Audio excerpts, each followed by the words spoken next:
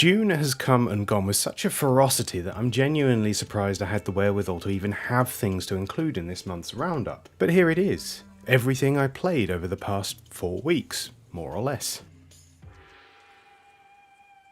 The Sokoban genre is a bit of a contentious one, a real Marmite paradigm of game design that some players really don't get on with.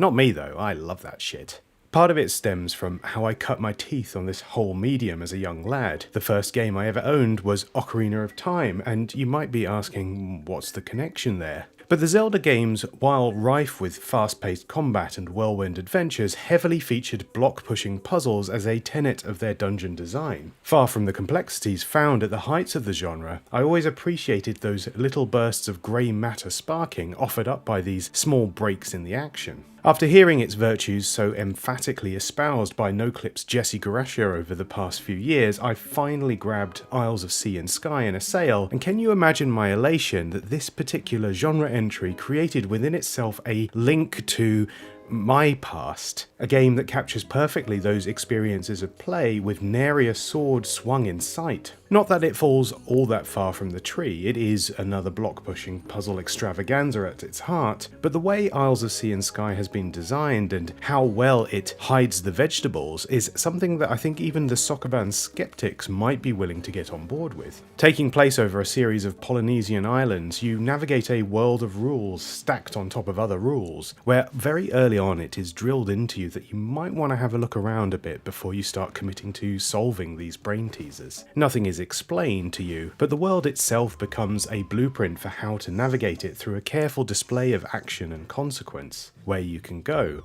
what stops you, in what direction you can remove barriers, how to fill holes in the ground, how to avoid spike traps, and rather miraculously a sort of ingrained sixth sense about what can be solved there and then and what requires one more puzzle piece to actually tackle. Because that's the remarkable wrinkle in Isles of Sea and Sky's design. Some puzzles require unlocking wider criteria to be able to solve, but as you entrench yourself in the rules that govern this world, you start to see that delineation even at first glance, saving yourself a lot of time bashing your head against a locked door for which the key lies elsewhere, and in turn filtering into the other brilliant aspect of this game, the amount of freedom you have to tackle things how you want. There is a golden path that governs your route towards this game's conclusion, but the way in which you engage with the challenges found within this world is remarkably freeform, and knowing that not everything can be solved there and then creates this kernel of longing within you that encourages you to venture out and explore. Crucial to this is the fact that you don't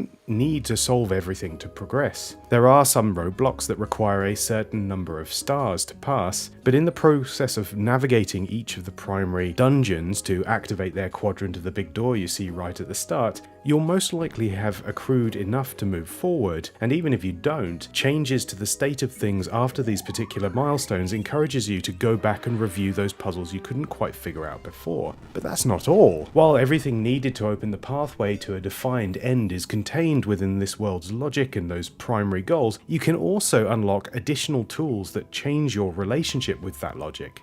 These are, as far as I can tell, wholly optional, requiring navigation of a lot of brain-busting challenges to unlock, and they can give you a helping hand with some of the more cerebral perplexities found deeper still. Dare I even say the game has a touch of Metroid in its unfurling level design?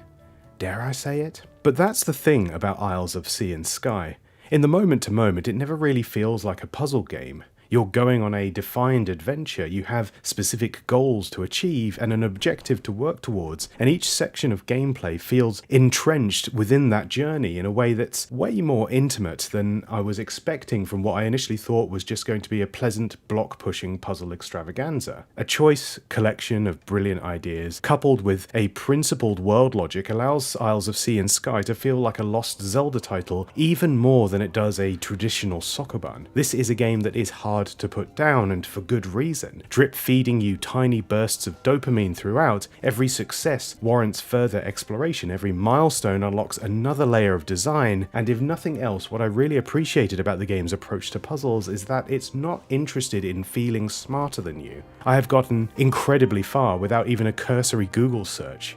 That's massive for me. Even the bigger meta layer of mysteries presented lay their foundation on intuition rather than decipherment, and although I'm currently at the stage where I'm finally dealing with some really wild shit that makes me tear my hair out, I still can't keep myself away. I think this might be the best game I've played this year.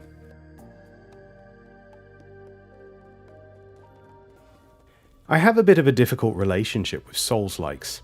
I feel like a lot of them rely too heavily on ball-busting difficulty and gargantuan boss fights that kick your ass from here to Kingdom Come, and don't quite get what it was that made the genre's flagship so compelling all those years ago. Dying repeatedly is not really all that interesting to me, outside of the brief moments in which some of these games throw a real cognitive spanner in the works, and I have a video coming out in the future about those outliers. Watch this space. In the wake of these personal feelings, when I kept hearing that Nine Souls, the most recent title from Devotion developer Red Candle Studios, felt more like Sekiro than anything else, I had to admit I was more than curious. I'm not great at Sekiro. In fact, I doubt I'll even see a fraction of what that game has to offer, even after several dozen hours invested. But something I really appreciated about that game is that more than any of the other From Software titles, it had a high level of readability in its design. Failure never felt unfair. It was a stepping stone to mastering your craft. Each locked blade, each successful parry or Mikri counter leveled that playing field further, and because you couldn't grind your way out of the difficulty like you could with the other titles in this genre, I think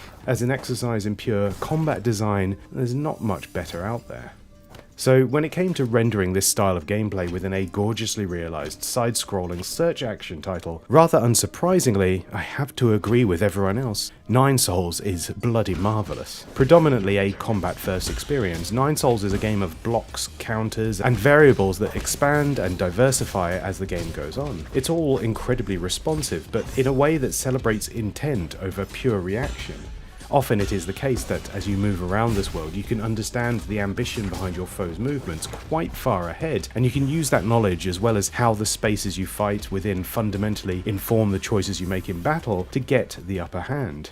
It translates that Sekiro level of pace and brutality really well into the limitations of this game's systems and hardware. Certainly a slower form of aggression and one less dimension to have to worry about, but it really does a great job of capturing the bite of clashing blades and the feral joy of nailing a parry. Fundamental to this is what Nine Souls' version of the parry actually entails, because it's not an automatic kill order. There's a decision that needs to be made in the moment, an uncomfortably slow additional movement to place a talisman upon the enemy's body and then annihilate them in an explosion of giblets. Time, unsurprisingly, doesn't stop while you're doing this. Making the most of this incredibly powerful move, one that even sinks the health bars of tougher foes considerably, requires thinking 2 steps ahead at any given moment. Do you have time to place the talisman right now? Or is there some other bastard swinging for your neck a split second later that you have to factor into your violent calculations? Sometimes, the wiser move is to use that brief window to move yourself out of harm's way. The boss encounters, what little I've experienced so far, are fine in the sense that they capture the same heady mix of thrilling brutality and precise pattern recognition of titles like Hollow Knight, with, unfortunately, the same nondescript square arenas to fight them in.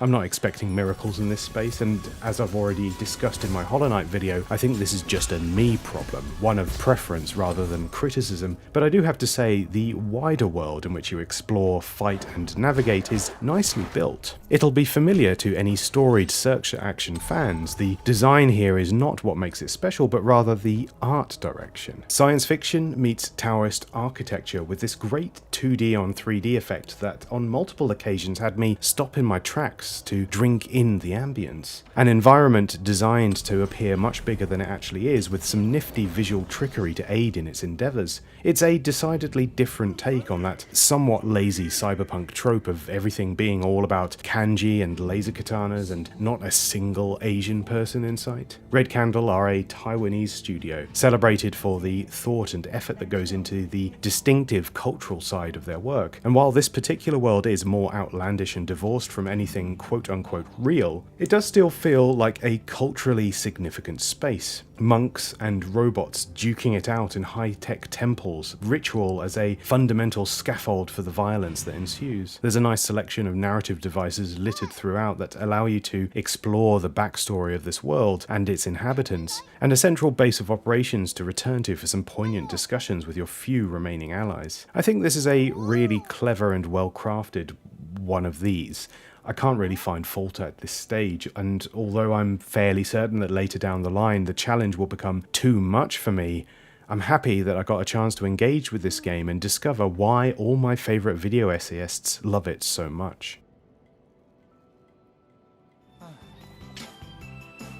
Needing a breather from the intensities of brain-busting puzzles and precision-perfect combat, I decided to replay Kirby and the Forgotten Land. I don't have a whole lot to say about this game, but it is a great time, and I've enjoyed digging back into its bite-sized adventures.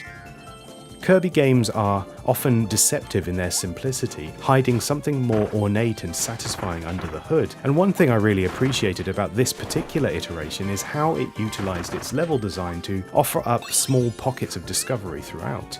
Each area has a list of optional objectives that remain hidden until you first venture in. There will be secret areas to uncover, extra challenges to complete, and a raft of hidden waddle-dee-dees to rescue along the way. Every region has its fair share of blink-and-miss surprises, with a helpful pointer unveiled the first time you complete it. Because of how brisk each level is, going back in to mop up optional objectives was easily encouraged, and the breadth of ideas found throughout is impressive, even on this second playthrough. Coupled with this are the additional challenges dotted throughout each hub, ones that reward you with the gems required to upgrade your abilities. Some of those upgrades are pretty damn tasty, and so there is this constant incentive to venture outwards as well as forwards to the next adventure. One of the big selling points of the Forgotten Land is the mouthful mode, a hilariously terrifying new ability Kirby has to swallow items that are far too big for him, resulting in some real stomach-churning body horror going on at times, but through that also unlocking a whole extra layer of playfulness that once again ties into the way in which each level unfolds. This and the more traditional abilities sadly don't combine into further variations, but it remains a novel idea throughout. From an artistic perspective, the Forgotten Land is a really gorgeously rendered space. The whole game has this unusual, somewhat contrasting post-apocalyptic feel, a human world, post-humanity, in which the crumbling facade of civilization has been taken over by an assortment of cute critters. City streets, shopping centres, blazing industrial zones, sand-strewn resorts, all beautifully realised in this paradoxical mix of cartoonish realism.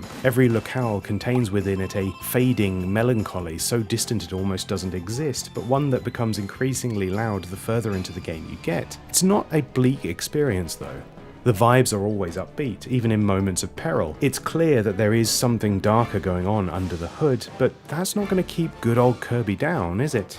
It's got a similar sort of tone to works like Gravity Falls, in the sense that there are serious things going on, but the world and the characters therein aren't afraid to get a little goofy with it. I think the balance of lightheartedness juxtaposed with such a cautionary world feels right at home here. It doesn't quite hit the high highs of Planet Robobot for me, and I do find the floaty, imprecise nature of its control scheme a little off-putting from time to time, but certainly by its conclusion and a frankly astonishing finale which includes you driving an 18-wheeler into the face of God, it's hard not to recommend this to anyone who's interested in a good time.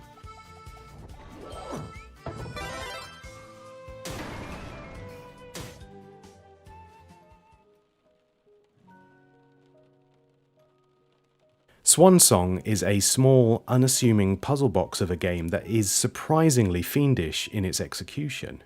Its premise is simple. You have a mechanical music box. Within it you need to guide a swan from A to B, and to do so you need to place musical notes at specific points on the board. The board is 4 staves with 4 indents, each one divided by the movements of the titular swan. So, for example, if you need a blue platform to switch places between the 3rd and 4th movements of the swan, you'd place it in the 4th slot of the blue stave. It's quite straightforward, and at first I was worried it would constrain what kind of puzzles would be able to be designed within this space. This concern, however, was wholly unfounded, and in fact those same constraints went a long way to highlight just how sophisticated the puzzles in this game get. Because you're limited in the number of places to put notes, the variation instead comes from how those placements impact movement and actions on the board, and as the child of musicians, I would be remiss not to comment on the clever way the game uses notation types to garner different effects within the box. Some notes have a delayed effect, crucial for actioning a particular movement later on in the swan's journey. Some combine two notes at the same time, and you then have to read the play space in tandem to work out when it will be most appropriate to place them. It's a game that required a lot of lateral thinking in order to make sense of what is expected of you, quickly complicating measures with a mix of other eccentricities in play. Huntsmen who can stop the swan dead in its tracks, fragile platforms that can only withstand a certain number of movements before they crumble beneath your feet, the hands of a clock ticking in tandem with some movements over others and thus requiring you to make the choice to start some things in motion earlier than you normally would in order to clear a path in an ancillary manner.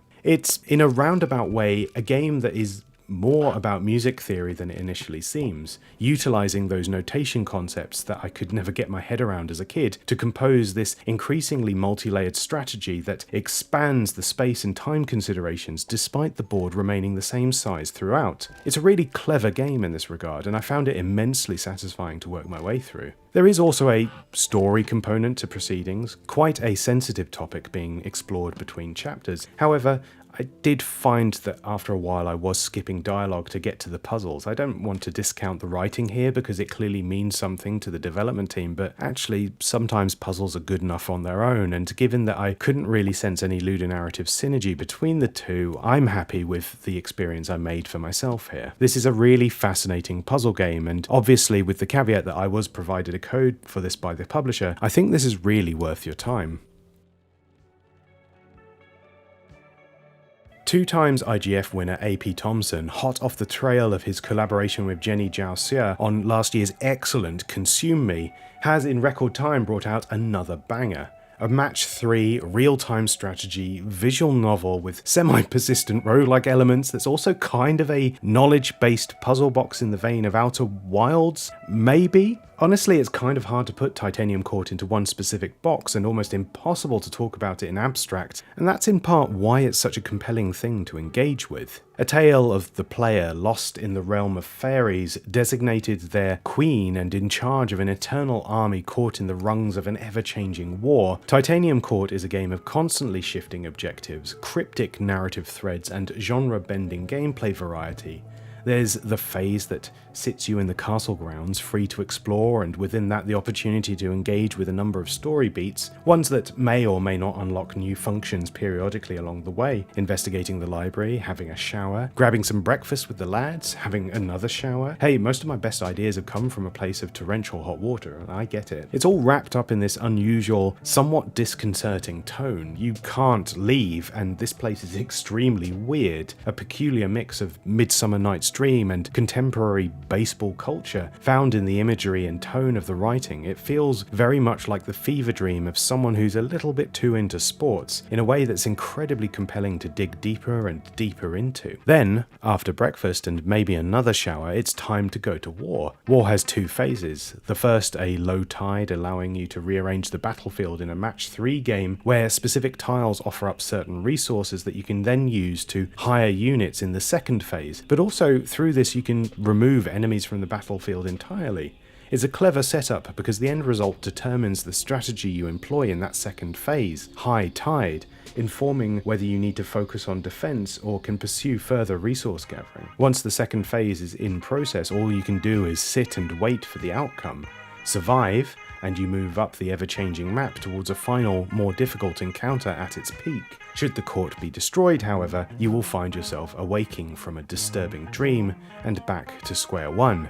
Or so it seems. Success and failure are only two components of your journey throughout this game, and even early on it's clear that there are other objectives that you need to meet in order to be able to leave the court for good. Each attempt at war loading up new ways to play, new goals to pursue, and more weird and wonderful encounters with the denizens of this court. While still in the infant stages of my time with the game, I am finding it a strangely relaxing experience, one that I feel less compelled to throw dozens of hours at at a time, but rather something to quietly chip away at throughout the rest of the year. It's one of those games that I feel really benefits from dipping in and out of it in this way, partially because the core mechanics can start to feel a little bit samey after a while, but also because the writing does make up a crucial part of the experience and it can get quite wordy at times. It's not necessarily a bad thing. There's never a dull moment here in the court, and the tone of the writing balances gingerly on the threshold of pretentiousness without getting fully into guff-huffing territory. It's more about the density and how much you have to actually pass from what's being told to you at any given encounter. Considering how much I adored Consume Me, however, I feel like I'm missing a certain emotional bond in the storytelling here.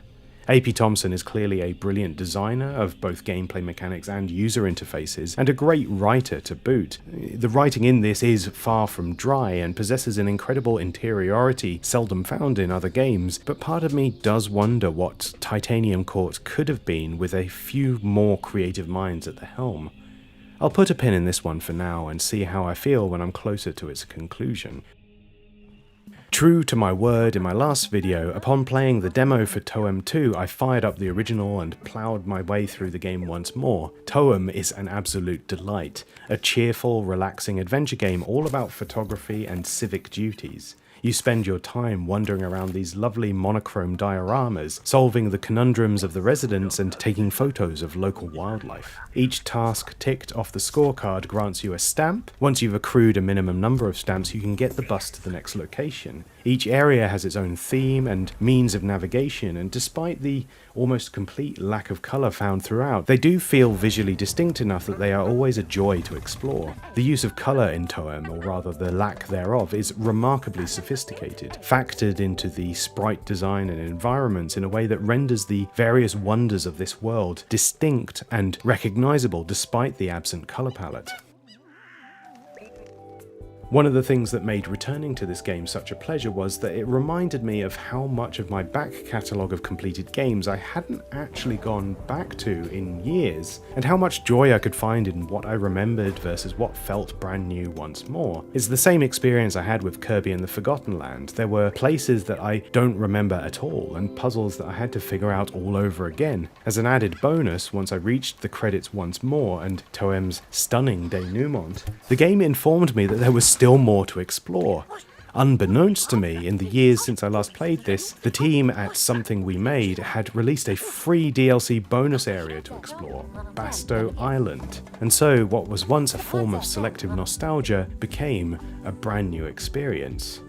This DLC is excellent, a contained, engaging series of challenges that expands on the core game's design in ways that feel like something of a dry run for the kinds of things I saw in my time with the demo for Toem 2. That loop of entering an area, searching for new critters to snap, objects of interest within the world to engage with, all the while thinking laterally about the challenges presented and what their vague, often cryptic descriptions might actually entail. It's such a compelling way to build a game, and not an ounce of this experience, start to finish, felt redundant. Playing Toem again has further cemented in my mind that this is one of the truly great indie games of this era, and I am absolutely buzzing to get stuck into its sequel when it releases later this year. And that's it for June. Thank you for watching. Let me know in the comments what you've been playing this month. This video is brought to you by the Rasta Rascals, my kind and handsome Patreon supporters, and I'll see you next time. Take care.